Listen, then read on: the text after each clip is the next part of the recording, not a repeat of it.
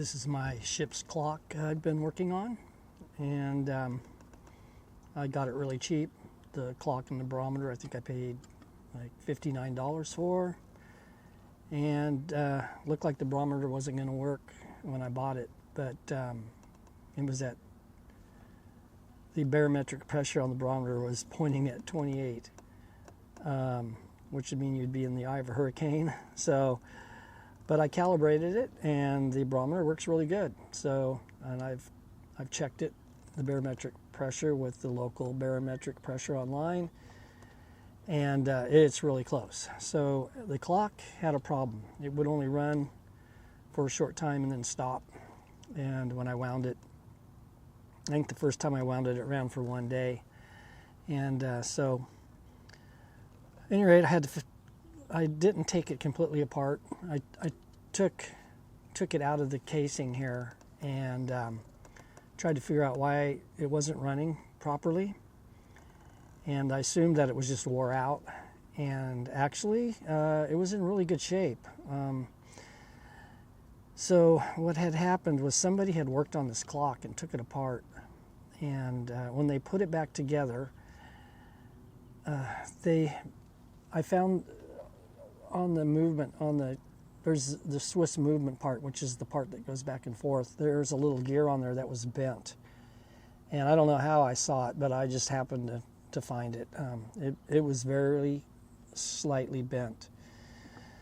And so I straightened it out and actually fixed it. So it runs good now. It stopped a couple times after I fixed it, but lately it's been running great. It hasn't stopped at all. It's been running really good. So now that I've pretty much tested it, I've had it for a couple months. I don't want to mount it on my bulkhead, the wall that's cut solid teak on it, because I don't want to drill holes in my solid teak if this clock ain't going to work. So it's working good, and it chimes, and the chimes run down before the clock does, which is good, because that tells me it's time to wind. And so if I wind it, as soon as the chimes stop working, I wind it up, the clock will continue to run constantly. So the clock won't run down. So it'll keep the time. I won't have to reset it. My last video, because someone took it apart, it wasn't chiming properly. It missed the mark. So it chimes at the 12, the big hand, and it chimes at the 6. And it was about 30 seconds late when it chimed. So you could see the big hand wasn't perfectly on the 12. It was a little bit past. And so it was driving me nuts. Just how I am. Stuff like that drives me crazy. So in my last video, I fixed I was able to fix the big hand, so it was pointing right at the 12 when it chimed and right at the 6 when it chimed. And I was able to do that without taking it all apart, because the person that took this apart, they took it all the way apart. And when they put it back together, they wanted a gear somewhere in there. They missed it by like one tooth, 1 or 2 teeth on the gear. It wasn't right when they set it in.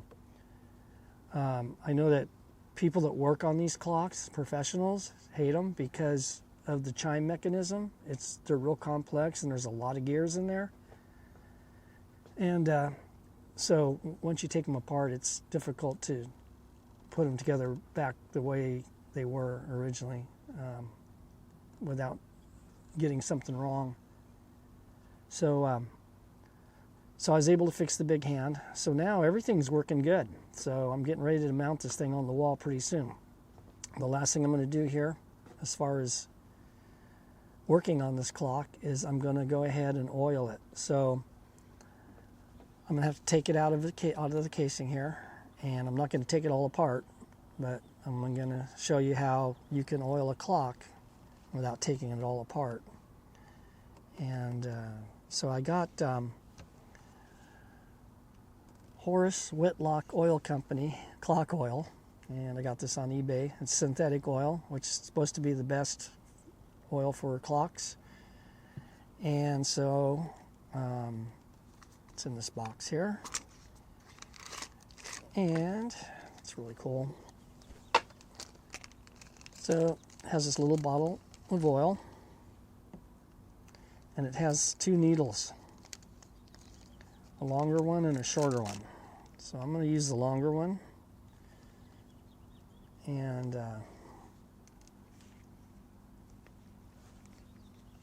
I'm going to go ahead and start oiling this clock. So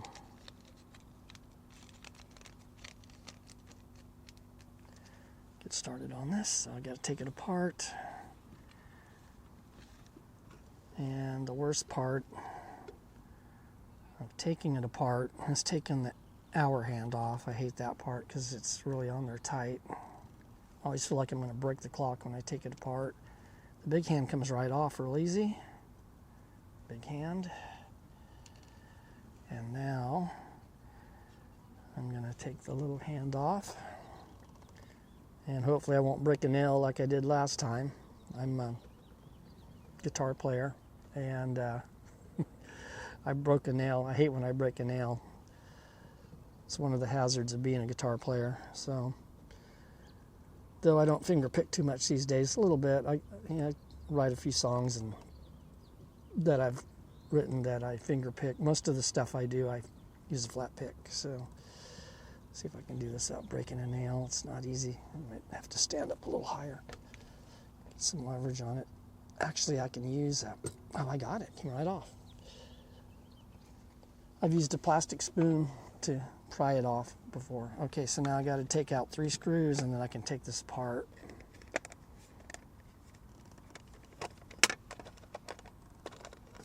Always keep your parts in a container so you don't lose them, especially when they're really tiny parts.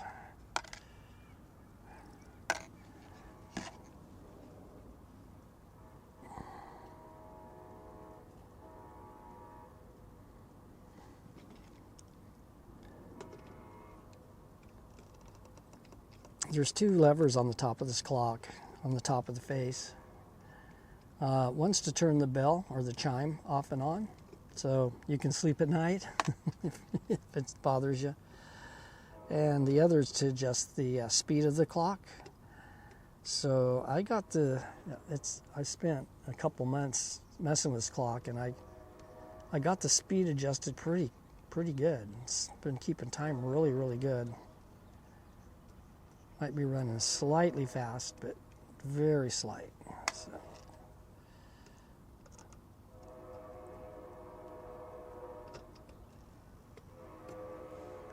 Okay, now I'm going to remove the face. I want to be careful with the face. You don't want to scratch it.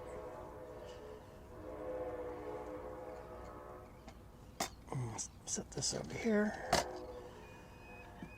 Okay. Now I'm going to go ahead and I just touched the speed control. I hope I didn't move it. So now I'm just going to pull this apart. This is kind of tricky, pulling this apart. It doesn't come straight out. You kind of got to work it out a little bit. And it takes a little moving around to get it. Okay, finally got it. Okay, so, and if you can see the chime, it's just a coil of spring steel, so it's hardened steel, and a hammer strikes it, and it gives a really big bell sound. It sounds like a huge bell. It's a trip that they can get such a big bell sound out of such a small clock. So let's set this aside, and I'll start oiling it. So I've got 3 pivot plates, and each gear goes through the plate, and there's no bearing. It's just a gear and a polished end of the gear on a spindle, which is called the pivot, and then this plate here is the rear pivot plate, and there's a front pivot plate. Actually, there's only 2 pivot plates. I can see here. this is the part of the front, so it's not a pivot plate. I don't see any. I see something, maybe one.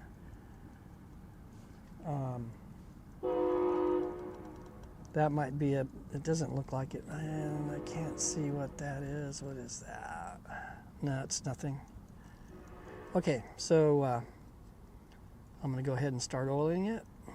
It's running right now, and it doesn't have to be running when you oil it, but so.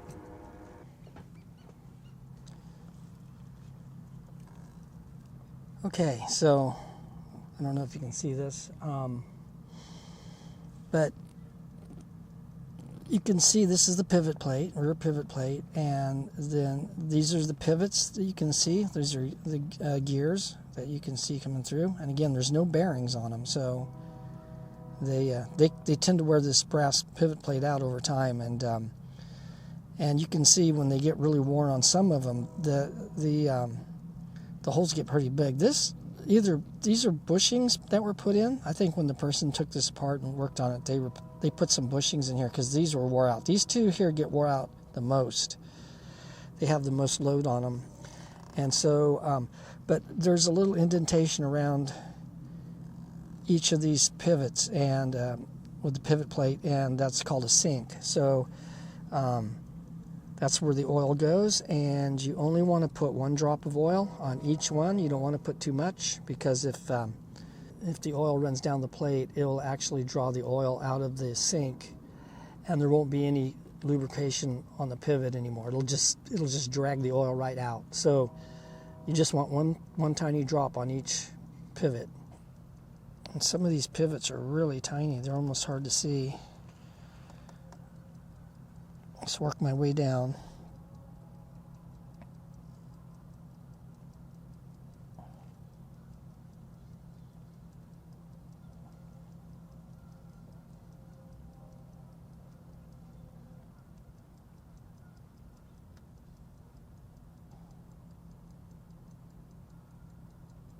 That's it for the back. So I think that's all of them on the back side. Now the Swiss movement part here, it's got gemstones, so it doesn't need to be oiled. You don't oil that. It's got rubies, so for bearings. And you can see beautiful little red rubies in there. So that's when you hear someone talk about a jeweler talking about jewels. How many jewels does a clock have? They're actual gemstones that they use for bearings. Okay, now the hard part. I'm going to go inside. In between, as you can see, there's a lot of gears and stuff inside here. And they're going to be hard to get to. And I already got oil running here in a couple of these. I'm just going to blot it up a little bit. So just a little bit, so it's not running. I knew I put a little too much on that one. And that's it. That's the only one I see.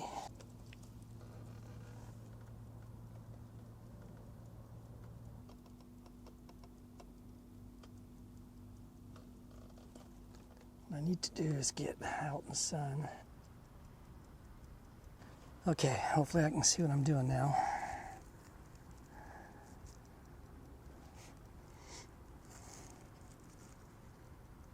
I started over here.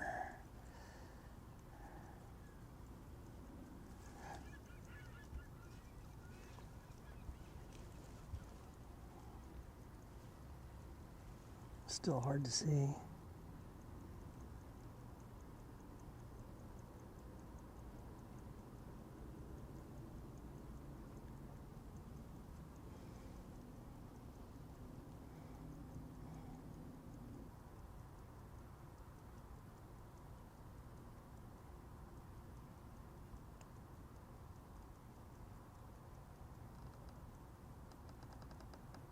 So I get a little drop on the tip where I can see it, and then I just touch it. That's all I do. These are springs inside here. So this is where you wind the clock. And I'm going to go ahead and oil this side.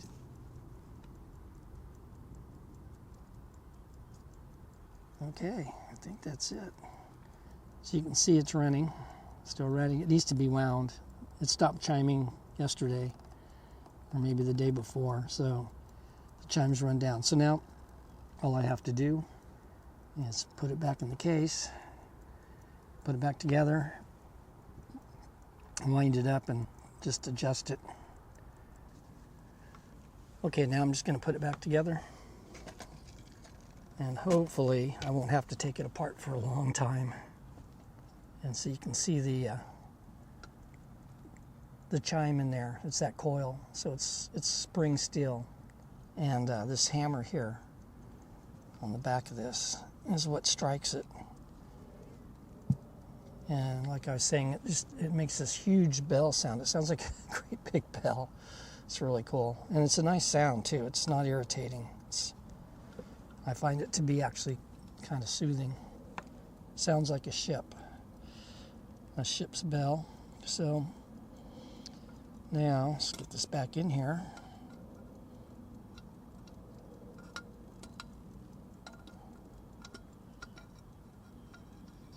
Oh, that was easy.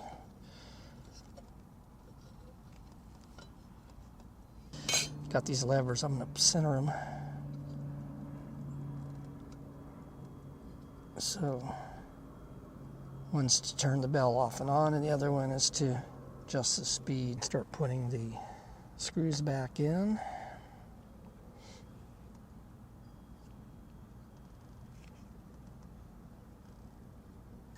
And all I got to do is screws it down, and it's done.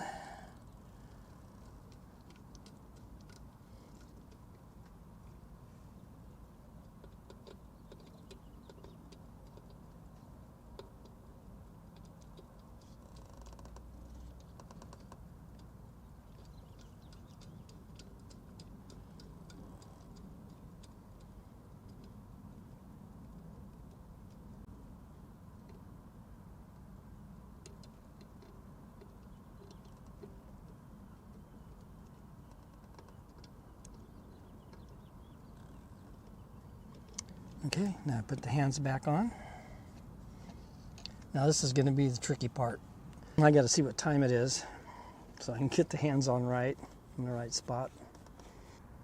5:32, so it'll probably be about 5:34 by the time I get this ready.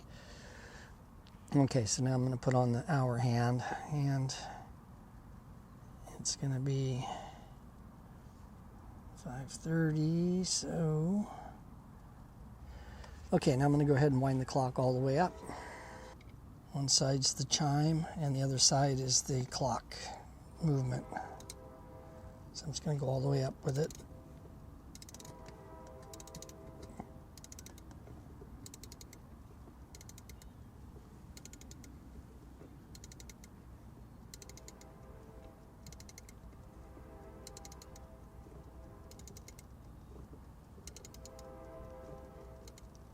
It's all the way.